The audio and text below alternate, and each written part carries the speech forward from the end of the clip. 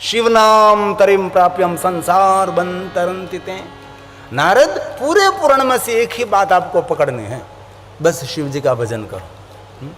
आप सभी को भी 9 दिन से लगातार आप भगवान महादेव की कथा का श्रवण कर रहे हैं, और सभी कथा याद रहे न रहे कोई बात नहीं, लेकिन आपको शिव जी का नाम रहना चाहिए। जिह्वाग्रे वर्तते तस्य सफलम जीवितम, बस इतना ही करना है। मैंने 9 दिन आपके समक्ष बहुत सारी बातें कही, बहुत सारी मीठी बात कही, बहुत सारे कड़वी बात भी कही। मीठा मीठा सब कोई पीवे, कड़वा नहीं पिए कोई। कड़वी बात तो किसी को अच्छी नहीं लगती ना, लेकिन मैंने बहुत सारी कड़वी बात आपको कही।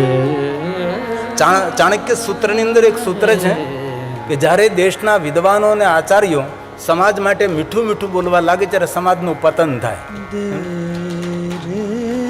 તેથી આચાર્યોનો ધર્મ છે, સાધુ સંતોનો ધર્મ છે, સમાજ માટે તેને મીઠું મીઠું નહીં પીરસવાનું, તેને પ્રહારો કરવાના। એટલે ઘણી બધી કડવી કડવી વાતો મેં તમને કહી છે। मीठा मीठा सब कोई पीवे, कड़वा न पिए कोई। एक बार जो कड़वा पिए तो सबसे मीठा होए भाई। कड़वी बात हमारे लिए अमृत है, प्रहार करते हैं हम, कभी कभी धारदार प्रवाह करते हैं, इसलिए हम थोड़ी सावधानी रखते हैं। क्योंकि एक दिन में ये सब नहीं हुआ है ना। इतने भाई बहन, इतने धूप, इतने गर्मी में मेरे सामने एकदम सुन मुन बैठे, देखो जरा एक शब्द की आवाज नहीं कहीं जगह पर। ये मेरे 30 साल की पुरुषार्थ का फल है, एक दिन में नहीं होता। इसलिए बहुत कुछ हम आपको कहना चाहते हैं, लेकिन नहीं कहते हैं। ये सत्य की हकीकत है। इसलिए बहुत कुछ आपको कहा मैंने, बहुत कुछ रह भी गया है, लेकिन 9 दिन कथा में आपको एक ही बात याद रखनी है जो ब्रह्मा जी ने कहे, शिव नाम, शिव नाम, बस उसका नाम लेना है। शिव नाम तरिम प्राप्यम संसार बंदितरन्ति ते। संसार मूल पापानि तानि नश्यन्ति संशय। इसमें कोई संशय नहीं। तानि नश्यन्ति संशय। इसमें कोई संशय नहीं। सब कुछ, सब पाप गया। 1 बजे तक, 12:30 बजे, 1 बजे तक हमारी जिम्मेदारी, आपका कोई पाप नहीं रहेगा। और भोजन करने के बाद नया स्टॉक जाहिर करे, ये आपकी जिम्मेदारी। अभी तक तो एकदम कपड़ा नया नक्कोर, एकदम धोया हुआ, सुंदर हो गया, कोई दाग नहीं रहा 9 दिन में। जो हम बैठे बैठे धोने का काम करते हैं ना, हम सफाई कामदार लोग हैं, हम सफाई करते हैं ना। आपके सामने दर्पण है, बिल्कुल दर्पण है, और आप दर्पण के सामने खड़े, लेकिन आप आपको देख नहीं सकते। क्यों नहीं देख सकते? क्योंकि दर्पण पर बहुत धूड़ लग गई है। हमने 9 दिन इस मिट्टी को, धूड़ को साफ कर दिया, और आपका चेहरा आप खुद देख सकते हैं। आपको क्या करना है, आपको क्या बनना है, आपको कैसा ही दिखाई देना है, आपको काम कर रहा है। हम ज्ञान देते नहीं हैं, हम सिर्फ मार्गदर्शन करते हैं। और साधु ब्राह्मण हमारे संदेशा वाहक हैं।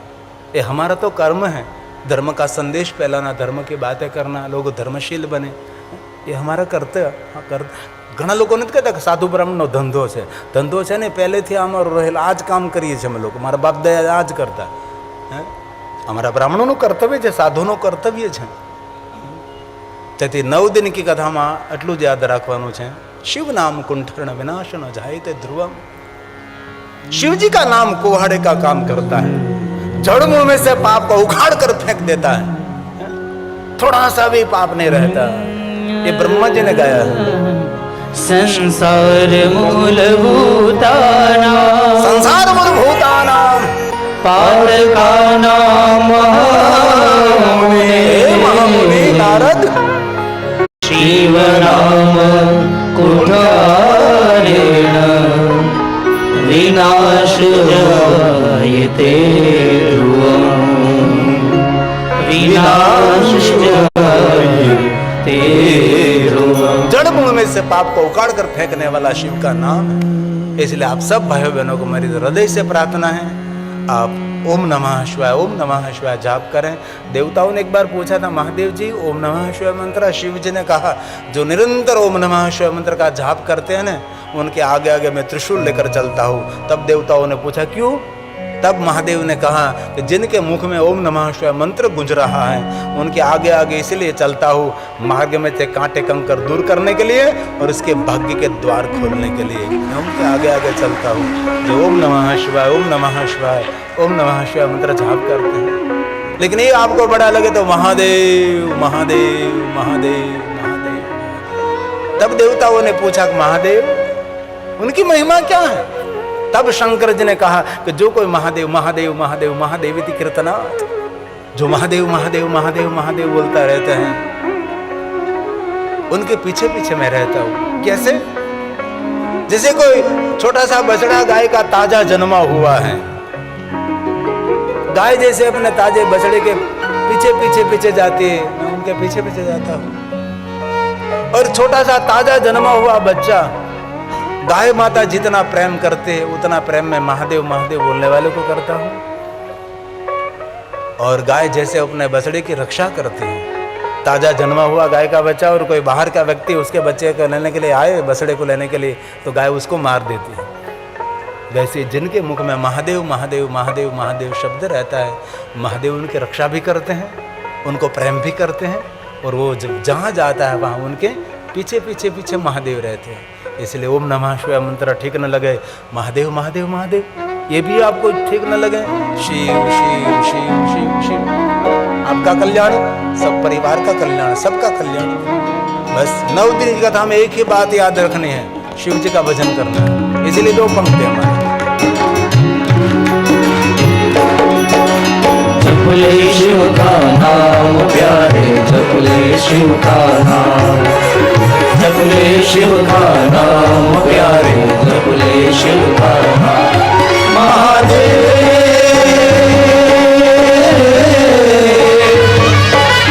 नाम लेकर बीते हर सुबह और शाम, जप ले शिव का नाम प्यारे, जप ले शिव का नाम, जप ले शिव का नाम प्यारे, जप ले शिव का नाम।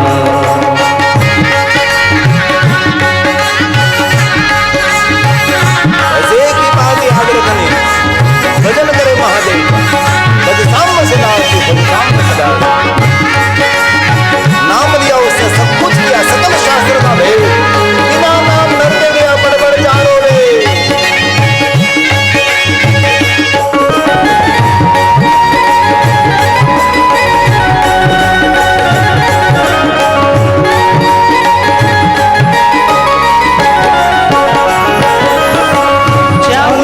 चमकता है गंगा जी का पानी, पानी की हर एक बूंद देती जिंदगानी। ओ,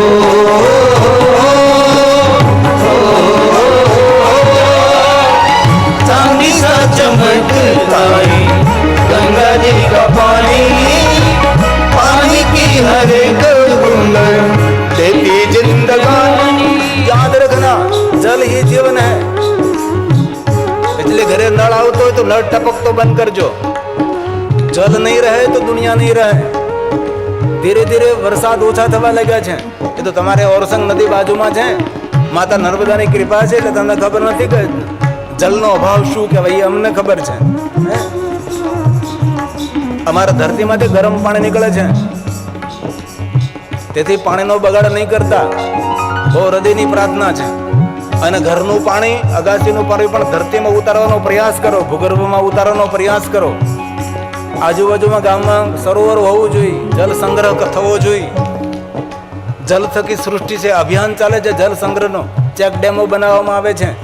અમારે એક સૌરાષ્ટ્રમાં એક ભાઈ છે, 2 દીકરીઓ તેની, એ ભાઈ જે ગામમાં દીકરીને સાસરે વળાવી છે એ ગામમાં દીકરીને કરિયાવર ઓછો આપ્યો છે, પણ એ દીકરીના નામનો એ ગામની અંદર જલ સંગ્રહ માટે એક ચેક ડેમ બનાવી આપ્યો છે।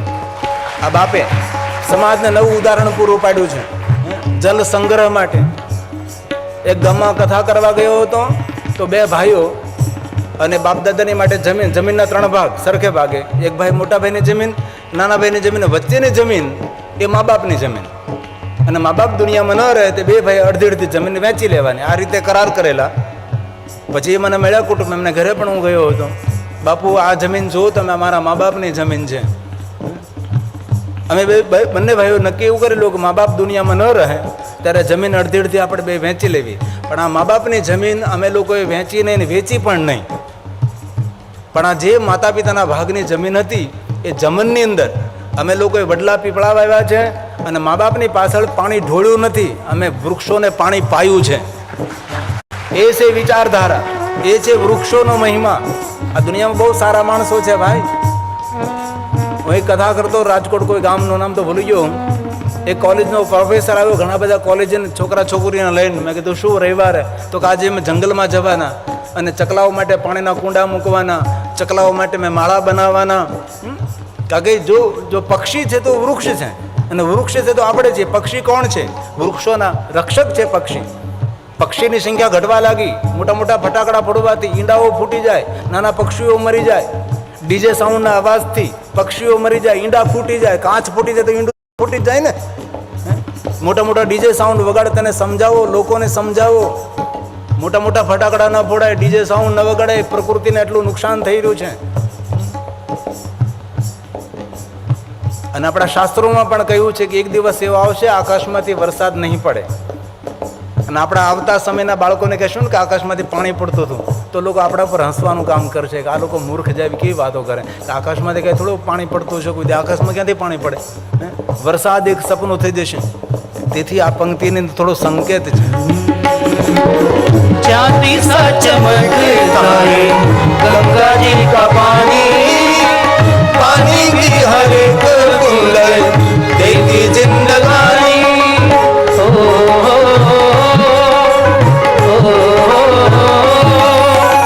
अंबर से बरसे झरने से मिले, नीर के बिना तो भैया काम ना चले. अंबर से बरसे, नीर मतलब पानी. अंबर से बरसे जमीन से मिले, नीर के बिना तो भैया काम ना चले.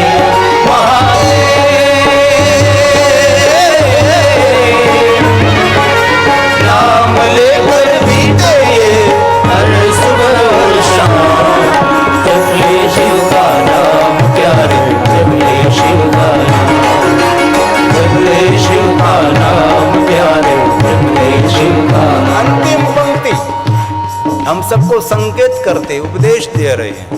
ये पंक्ति प्राण है हमारा, ये सबको समझनी है इस पंक्ति, और बहुत गंभीरता के साथ समझने के लिए है. ध्यान से सुनिए और ध्यान से बोले और ध्यान से जीवन में उतारने का प्रयास करें. कहाँ से तू आया और कहाँ तुझे जाना है, कुछ है वही जो महादेव ही ठिकाना है.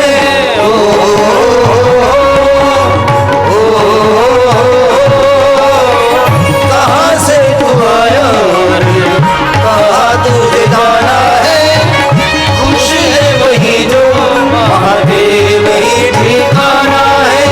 चल चल चलनी हवाएं करे शोर, सारा जग चले यार शिव जी की ओर.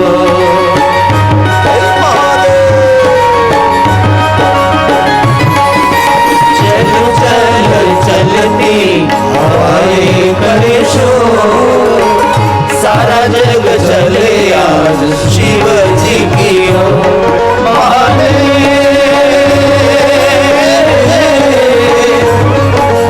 नाम लेकर बीते हर सुबह और शाम, जपले शिव का नाम प्यारे, जपले शिव का नाम, शिव का नाम प्यारे, जपले शिव का नाम, जपले शिव का नाम प्यारे, जपले शिव का नाम, जपले शिव का नाम प्यारे, जपले शिव का नाम.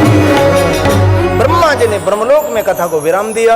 नारद ने कथा श्रवण की, ब्रह्मा जी को प्रणाम किया, साष्टांग दंडवत करके ब्रह्मा जी की परिक्रमा करके नारद जी मृत्युलोक में पधारे, महाबलेश्वर के दर्शन करते हैं. क्रमशः सभी सभी शिवलिंगों का दर्शन करते करते तापी मैया का तट पर आए। नारद जी ने तप किया, नारदेश्वर महादेव लिंग की स्थापना की, नारदी गंगा को प्रकट किया, फिर तापी मैया से आगे चले। जितने जितने मार्ग में नदी आ रही है सबको तट पर बैठे हुए महादेव जी का दर्शन करके माता नर्मदा की परिक्रमा की। नर्मदा के तट पर जितने शिवलिंग है सभी शिवलिंगों का दर्शन नारद ने किया। नारद ने नर्मदा के तट पर तप किया और नारदेश्वर महादेव लिंग की स्थापना करके सप्त गंगाओं के तट पर जितने शिवलिंग है सभी शिवलिंगों का दर्शन किया। इस भूमि पर इस धरा पर जितने शिवलिंग है सभी शिवलिंगों का दर्शन नारद जी ने किया। और नारद निरंतर महादेव के शिवालय पर जाते रहते हैं। और नारद जी ने एक वचन दिया है, कोई भी मनुष्य अपने कर कमलों के द्वारा शिवलिंग की स्थापना करते हैं, एक बार नारद जी उनके दर्शन के लिए पधारते हैं। नारद जी महादेव के परम भक्त हैं। ब्रह्मलोक में कथा को विराम हुआ। प्रयाग तीर्थ में सूत पुराण ने कथा कही और कहा, हे महात्माओं, मैं कथा को विराम देता हूँ, और अपने शब्दों को विराम दे दिया।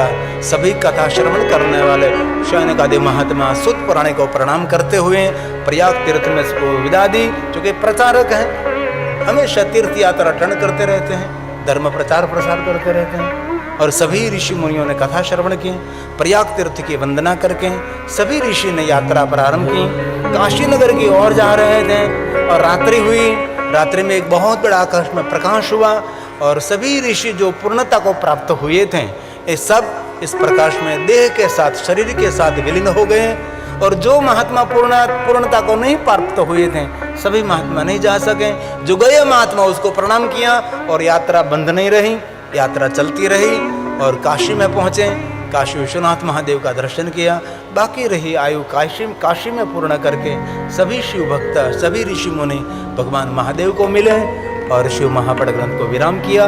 भगवान महर्षि वेद व्यास रचित 7 संहिता 24,000 श्लोक के साथ देवलिपि अपनी संस्कृति भरी हुई संस्कृत भाषा में सुंदर शिव महापड़ ग्रंथ है।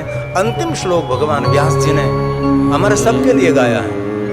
हे महादेव, आप सा अम्बा के साथ सगण ससुत, महादेव आपका पूरा परिवार हमारे सबके जीवन में शांति अर्पण करे।